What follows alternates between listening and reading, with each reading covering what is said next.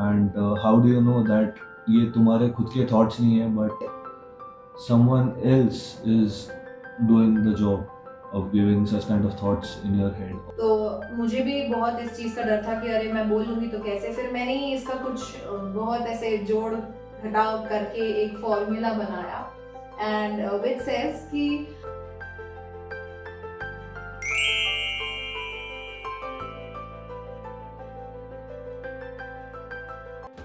तो हम लोग इंट्यूशंस की बात कर रहे थे। आप क्या कहना चाहोगे इंट्यूशंस के बारे में कि वो कैसे किस तरीके से आते हैं and how do you feel that that is true whatever it's coming to you and how do you know that ये तुम्हारे खुद के थॉट्स नहीं है but someone else is doing the job of giving such kind of thoughts in your head और वो जो चीज़ जो होने वाली होती है तो उसको आप कैसे टाल देते हो प्लीज़ बताइए। नमस्कार सभी को। तो इंट्यूशंस मोस्टली मैं इंट्यूशंस को इंट्यूशन से ज़्यादा गट फीलिंग का नाम देती हूँ।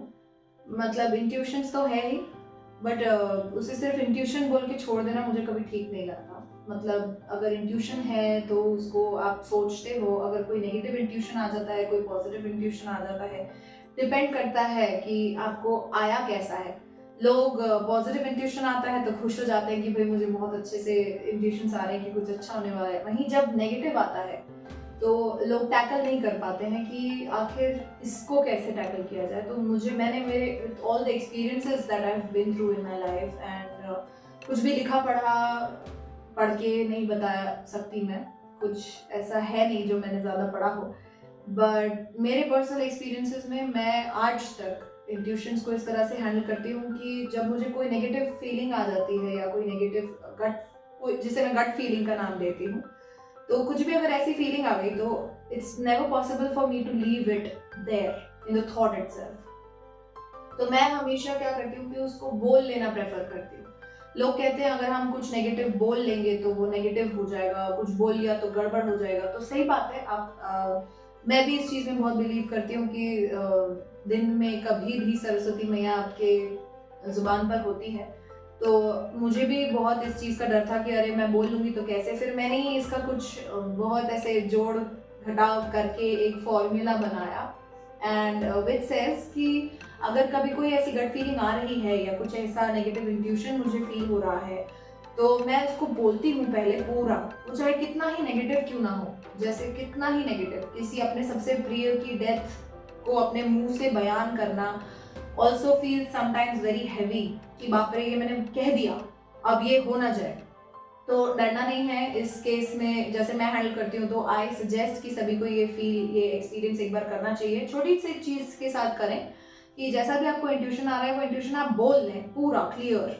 Everything should be clearly mentioned कि ऐसा होगा, फिर जितना भी वो बुरा हो और उसको बोल देने के साथ ही आप ऐसा कह लें उसके बाद कि ऐसा कुछ ना हो इसलिए मैंने ये कह दिया and I trust Bhagwan ji a lot and you won't believe it works miracles.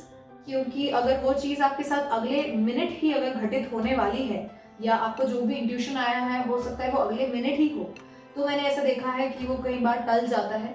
क्योंकि आपने जब बोल दिया, बोलने के बाद आपने उसको वहीं स्टॉप नहीं किया, आपने कह दिया कि मुझे भगवान जी पे पूरा भरोसा है कि ऐसा कुछ नहीं होगा। तो उसी मोमेंट में वो एक यूनिवर्स एक ऐसा एक ऑरा एक्टिवेट करती है आपके अराउंड कि आपका वो बोला हुआ जो चीज़ है वो नहीं हो सकती, क्योंकि आपने भगवान में ट्रस्ट शो कर दिया है और अब तो उनको फुलफिल करना पड़ेगा। It's just a normal human kind कि अगर मैं आप पे बहुत भरोसा कर रही हूँ और अगर मैंने आपको ये बता दिया कि मुझे आप पे बहुत भरोसा है कि आप मुझे पानी में ज़हर मिला के नहीं देंगे, तो आप डेफ़िनिटली दे ही नहीं सकते।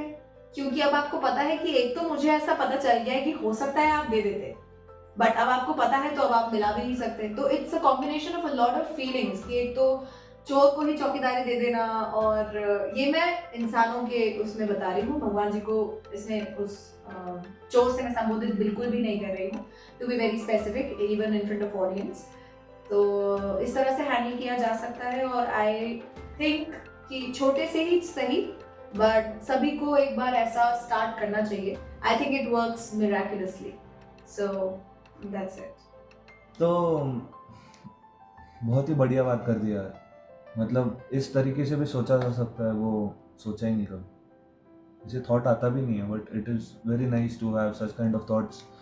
It is a nice way of living though. बहुत बहुत बढ़िया है और प्रोटेक्टिव और पॉजिटिव वे है ये जीने का।